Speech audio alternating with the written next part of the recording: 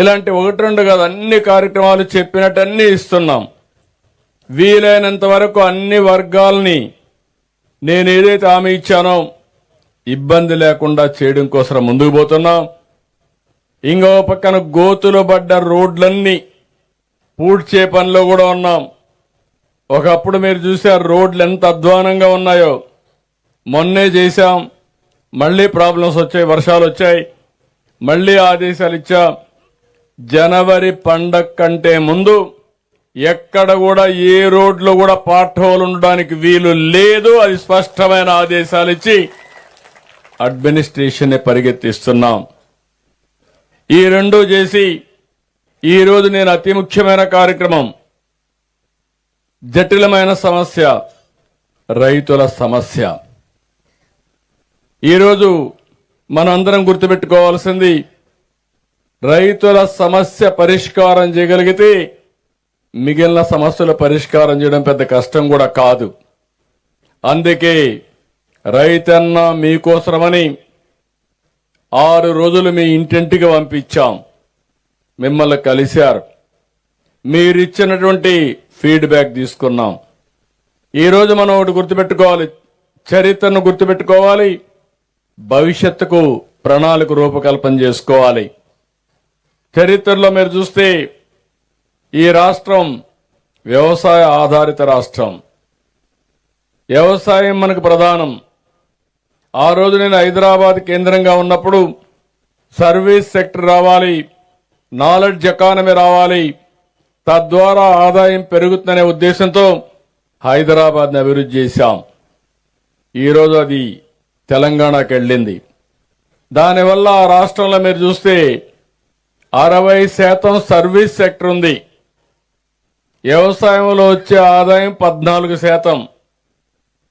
రాష్ట్రం విడిపోయినప్పుడు 2 రాష్ట్రాలు కలిపి 24-25% జిఎస్డిపి కాంట్రిబ్యూషన్ ఉంటే మన రాష్ట్రం 34%కి వెళ్ళింది. ఈ విషయం, ఇంకొక విషయం కూడా మీరు ఆలోచించుకోవాలి. వ్యవసాయంలో ప్రభుత్వానికి ఆదాయం తక్కువ వస్తుంది. తెలంగాణ రాష్ట్రంలో 100 రూపాయలు జిఎస్డిపి ఉంటే అందులో 9 రూపాయల 30 పైసలు ప్రభుత్వానికి ఆదాయం వస్తుంది.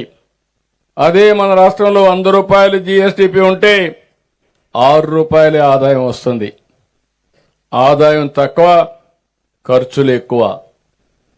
అయితే నాకు ఒక నమ్మకం ఉంది, విభజన తర్వాత స్ట్రక్చరల్ ఇంబ్యాలెన్స్ వచ్చాయి, దాన్ని కరెక్ట్ చేయాలి, వ్యవసాయాన్ని కూడా ముందుకు తీసుకుపోవాలనే ఉద్దేశంతోనే మనం ముందుకు పోతున్నాం. ఈరోజు ఇక్కడ నేను చూశాను, 162% వ్యవసాయం అనుబంధ రంగాలపైనే ఆధారపడుతున్నారు. గవర్నమెంట్ వచ్చినప్పటి నుంచి ప్రయత్నం చేస్తున్నాం.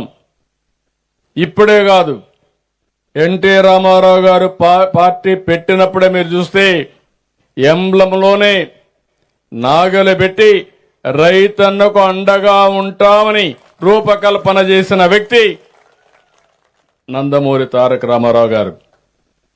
వ్యవసాయమే మన బలం. అదే సమయంలో వ్యవసాయంలో అనేక సవాళ్లు వస్తున్నాయి.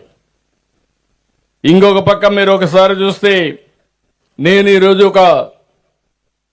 ఇక్కడ మీ దగ్గర పొలంలో కూర్చొని మాట్లాడుతున్నానంటే రాష్ట్రానికి ఒక సందేశం ఇవ్వాలి. ఎంత పెద్ద సమస్య అయినా ఆ సమస్యను పరిష్కారం చేయడానికి ఎక్కడికక్కడ ప్రణాళికాబద్ధంగా పోతే ఇది సాధ్యం. నేను ఇటీవల కాలంలో 5 ప్రిన్సిపల్స్ పెట్టాను. ఈ జటిలమైన సమస్యని పరిష్కారం చేయడానికి నీటి భద్రత. ఒకప్పుడు నేను చూసేవాడిని ఈ నియోజకవర్గం, కొన్ని నియోజకవర్గాలైతే 1000 అడుగుల కిందన నీళ్లు, భగీరథ ప్రయత్నం చేయాలి రైతులు. అక్కడి నుంచి రాష్ట్రానికి కూడా పెద్ద ఎత్తున ఖర్చు కూడా. ఈరోజు మీరు కరెంటు వాడతారు, కిందనెక్కడో నీళ్లుంటాయి, నీళ్లు పైకి రావాలంటే కరెంటు కావాలి. అలాంటి సమస్యలు వచ్చి మళ్ళా కరెంటు సరిగ్గా ఇవ్వకపోతే ఇబ్బందులు వస్తాయి. అందుకే మీరు చూస్తే ఈరోజు రాష్ట్రం అంతా శ్రద్ధ పెట్టాం.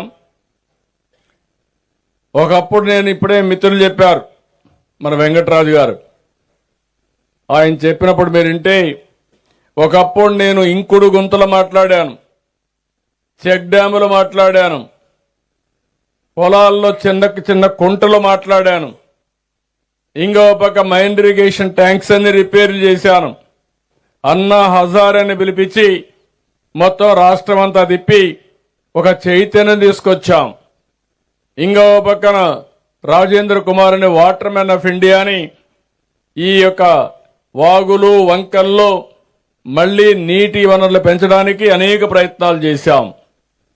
ఇటీవల కాలంలో నేను వాజ్పేయి గారు ఉన్నప్పుడే నదుల అనుసంధానానికి శ్రీకారం చుట్టాలి, గంగా కావేరి కలపాలని ఆ రోజు నుంచి ప్రయత్నం చేస్తూనే ఉన్నాం. ఈ రోజు మళ్లీ